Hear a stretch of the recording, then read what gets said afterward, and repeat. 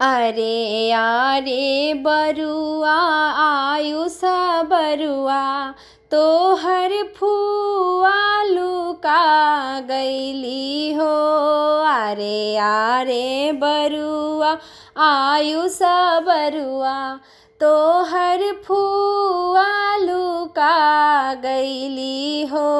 एक मुट्ठी भीखी के कारणे तोहर फुआ लुका गईली हो।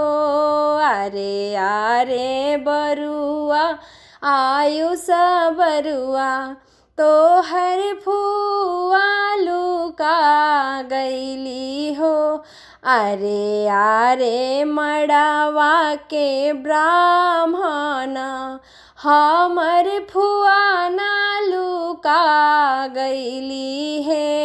अरे यारे मड़वा के ब्राह्मण हमर फुआ ना लुका गईली है। 10 हीरा 10 मोती हमर फुआ भजावे गईली हो। 10 हीरा 10 मोती हमर फुआ भजावे गईली हो। अरे यारे बरुआ आयुष बरुआ तोहर मामी लुका गईली हो। अरे यारे बरुआ आयुष बरुआ तोहर मामी लुका गईली हो। एक मुट्ठी भीखी के कारण तोहर मामी लुका गईली हो। अरे आरे मड़वा के ब्राह्मण हमर मामी ना लुकाइल बाड़ी है। अरे यारे मड़वा के ब्राह्मण हमर मामी ना लुकाइल बाड़ी है। 10 हीरा 10 मोती हमर मामी भजावे गईली है। 10 हीरा 10 मोती हमर मामी भजावे गईली हो। अरे यारे बरुआ आयुष बरुआ तोहर दादी लुका गईली हो। अरे यारे बरुआ आयुष बरुआ तोहर आमा लुका गईली हो। एक मुट्ठी भीखी के कारण तोहर दादी लुका गईली है। एक मुट्ठी भीखी के कारण तोहर आमा लुका गईली है। अरे यारे मड़वा के ब्राह्मण हमर दादी ना लुकाइल बाड़ी है। अरे यारे मड़वा के ब्राह्मण हमर अम्मा ना लुकाइल बाड़ी है।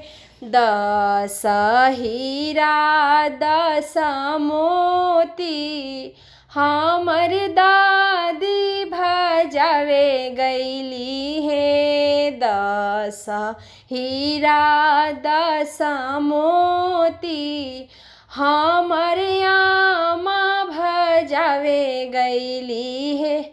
अरे यारे बरुआ आयुष बरुआ तोहर नानी लुका गईली है।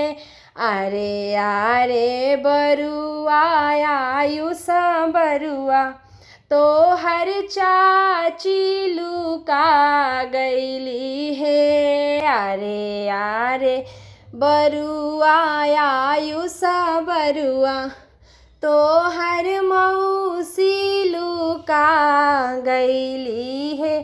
एके मुट्ठी भीखी के कारण तोहर नानी लुका गईली हे।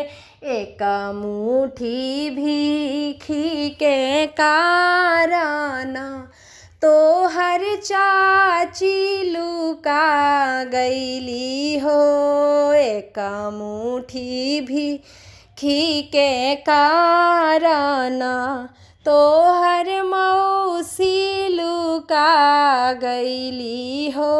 आरे आरे मड़वा के ब्राह्मण हमर नानी ना लुकाइल बाड़ी हो।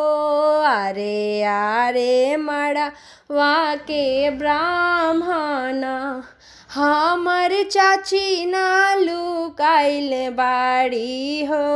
आरे आरे मड़वा के ब्राह्मण हमर मौसी ना लुकाइल बाड़ी हो। 10 हीरा 10 मोती हमर नानी भजावे गईली हो। 10 हीरा 10 मोती हमर चाची भजावे गईली हो।